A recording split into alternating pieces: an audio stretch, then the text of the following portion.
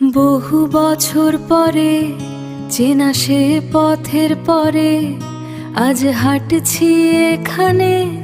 আমি চিনি তো সবারে, তারা চিনে কি আমারে।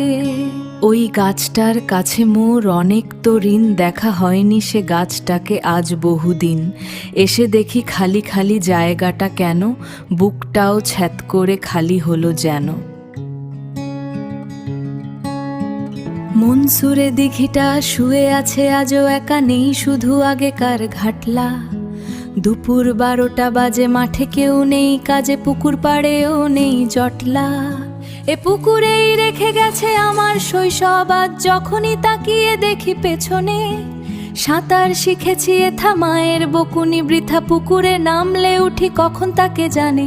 ডিগবাজি হরি হরি ঝাঁপ দিয়ে ঘোলা করি, হক সাহেবের খাই বকুনি। আহা বাঁশের কঞ্চি হাতে মা এসেছে ঘাটলাতে, আমি বলি নেমেছি তো এখনই। আহা বক্কর বেটা আজ দূর থেকে ডুব দিয়ে এসে আর ঠ্যাং টেনে ধরে না।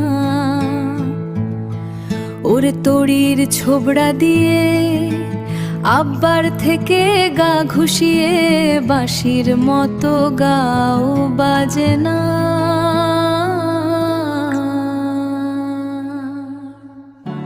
মনসুর দাদুও শক্ত করে আরো জোরে সাবান দিয়ে পিঠ ঘুষে চায় না। সারাদিন সারা বেলা কলার গাছের ভেলা জড়িয়েই ভেসেছি এ পুকুরে। ডুব দিয়ে খই ফোটা সুমধুর বাধ্যতা শুনতাম বৃষ্টির দুপুরে। সারাদিন সারা বেলা কলার গাছের ভেলা জড়িয়েই ভেসেছি এ পুকুরে। ডুব দিয়ে খই ফোটা সুমধুর বাধ্যতা শুনতাম বৃষ্টির দুপুরে। ফের সাবান হারিয়ে ফেলে চোখ দুটো লাল করে খুঁজতাম দিনমান সন্ধ্যা। আজ বহুত বছর পরে এসে পুকুর পাড়ে নস্টালজিক হলো মনটা। আহা কি মধুর বায়না, শেষ হয়ে হয় না প্রথম ভাবনা সুধা শৈশব।